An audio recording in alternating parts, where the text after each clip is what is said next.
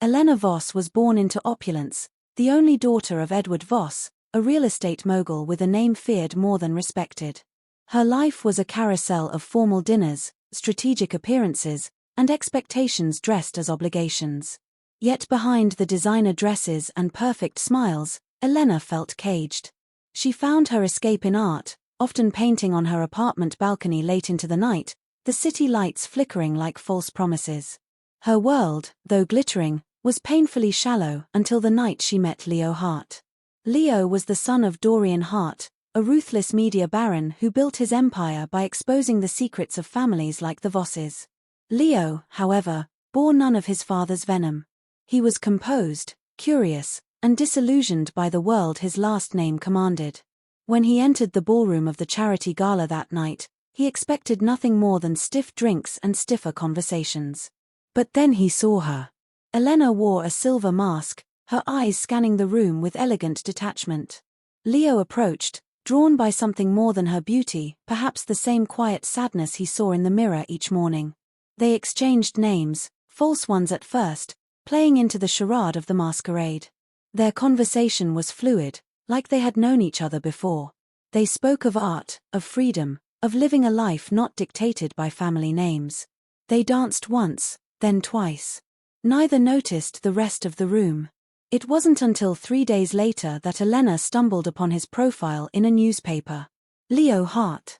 She froze, fingers tightening on the paper, her heart pounding. The name was practically poison in her household. That same day, Leo discovered who she was, courtesy of a well-timed article on the Voss Foundation's latest scandal. And yet, instead of retreating, they met again. The second meeting was deliberate. A private cafe in the corner of the city, hidden in the shadow of towering buildings. The tension between them was sharp, but not cold. They laughed at the absurdity of their circumstances. They acknowledged the rivalry but refused to be defined by it. What started as curiosity turned into longing. They met again. And again. Each time, the risk grew, but so did the intimacy. They kissed on her rooftop, the same one she painted on. In that moment, it didn't matter who their fathers were. They were just Elena and Leo, two souls grasping at something pure in a world built on deceit. They made promises. Not out loud, but in the way they held each other, in the way silence was never awkward between them. But promises made in shadows are fragile. And Elena knew the light would find them eventually. Still, she clung to the illusion that maybe, just maybe, they could outrun the past. Elena's days became a blur of excuses and misdirections. Every hour with Leo felt like oxygen, a stolen breath in a world that suffocated her. Their meetings grew more frequent, more intense. They whispered about leaving it all behind, new cities, new names, a clean start far from the weight of their surnames. Leo believed her, every word she offered. He didn't see the hesitation in her eyes. At home, pressure mounted. Edward Voss, always strategic, saw an opportunity in Julian Cade, a wealthy investor with government ties. A union with him would secure a political foothold and erase the stain of recent scandals. Elena was summoned, informed, and instructed. There was no proposal, only expectation. Her silence was mistaken for consent. She didn't say yes, but she didn't say no. Julian was polished, dangerous in his calm. He treated her like a prize, something to be displayed and owned. Elena smiled through it, telling herself it was temporary, that she could navigate both worlds until she and Leo slipped away for good. But time has a way of tightening traps. One commitment turned into two.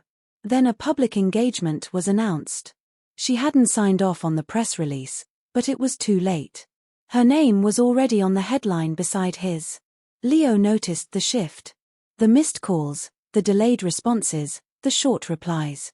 He didn't push, at first. He trusted her. But trust frays when the truth stays hidden. He asked if something was wrong.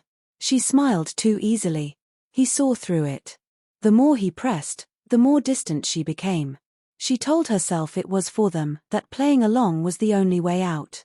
She believed she was protecting their future. But in protecting it, she was slowly destroying it.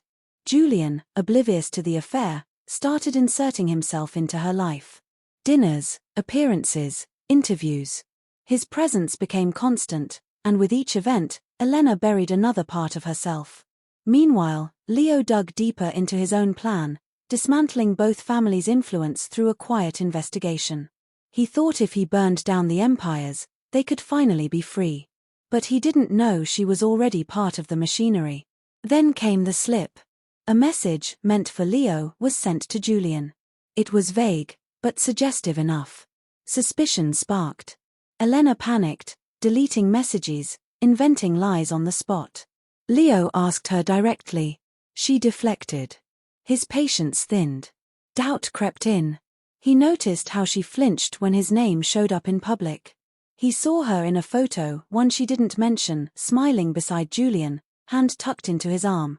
She said it was for appearances. He wanted to believe her. But truth and trust aren't the same. She was unraveling.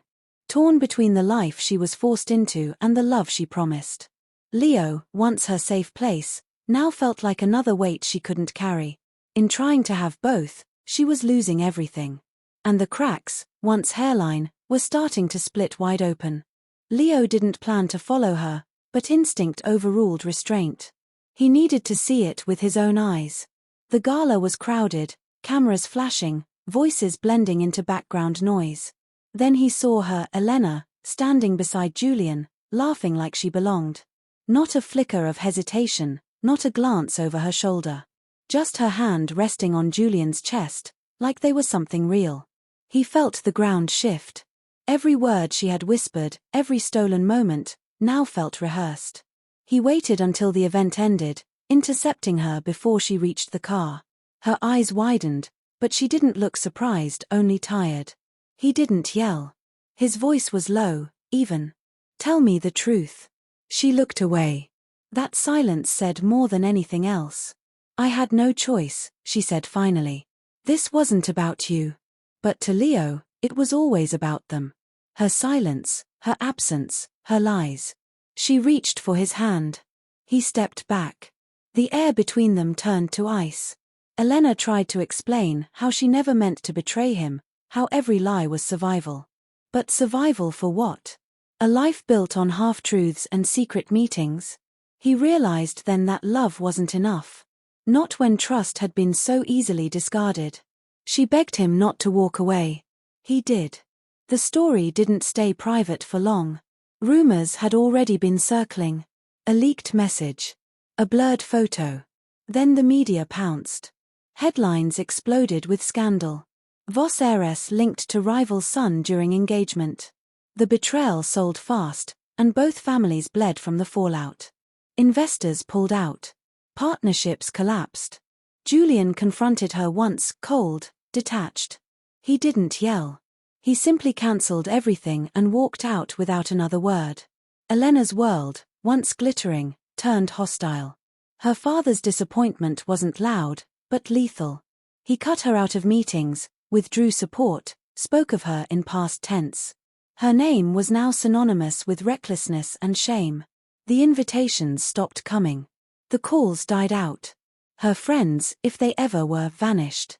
Leo disappeared without announcement. No final words, no closure. His number stopped working. His apartment was emptied. She heard rumors of him leaving the country, but nothing confirmed. One day, a box arrived at her door. Inside was the first sketch she ever gave him and a note. "You almost made me believe." Nothing more.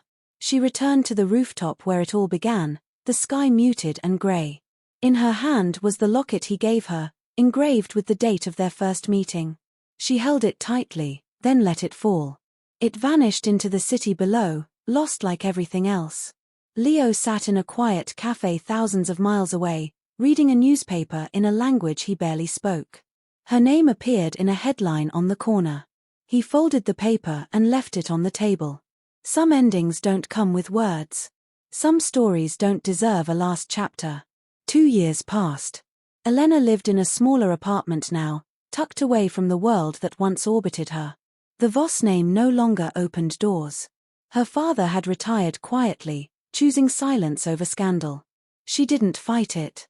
She spent her days curating an art gallery no one talked about and her nights in quiet reflection. She didn't go out much. The world had moved on, but pieces of it still clung to her. Every month, she wrote Leo a letter. Not to be sent, just to be written. It was her ritual. A way to speak without consequence. Each letter started the same: if you're reading this, I haven't stopped thinking about you. The words changed, but the ache stayed the same. She never signed them. There was no point. People occasionally recognized her, mostly from the headlines long buried in internet archives. They never said anything. They just stared. She'd grown used to it, like a shadow that never left. She learned to live around the silence. Her gallery walls were filled with paintings that told stories she couldn't say out loud. One in particular, a blurred portrait of two figures almost touching but never quite, hung at the entrance. No title. No signature. Leo had built a quiet life overseas. He never told anyone why he left. He worked for a publication under a different name, wrote essays on identity and power. People respected him, but no one really knew him. He didn't talk about the past, not even when asked. The only clue was a single photo in his wallet, a folded image of a rooftop skyline, taken years ago. He never answered the letters, though maybe he never received them. Elena didn't know. She didn't expect anything anymore. But she still wrote. One afternoon, while traveling, she wandered into a museum in another city. A painting stopped her cold. The brushstrokes were familiar. The colors, the depth, the subtle signature LH. Her breath caught. She asked the clerk about the artist, but he had just left. She didn't ask where he went. She already knew she wouldn't find him again. Back home, she sat in her gallery, alone. She pulled out a fresh piece of paper and began to write, her hand steady. There are loves that end. And then there are the ones that pause somewhere, quietly waiting for us to return. I don't think I'll ever return. But I'll keep the door unlocked. Leo, in a cafe halfway across the world, opened his notebook. He scribbled something and tore the page out, folding it carefully. Then he burned it. Their story had no reunion, no redemption arc, no grand gesture. Just a quiet ache that neither time nor distance erased. Some betrayals change everything. Some loves never heal. But both remained unfinished, unforgettable, and completely real.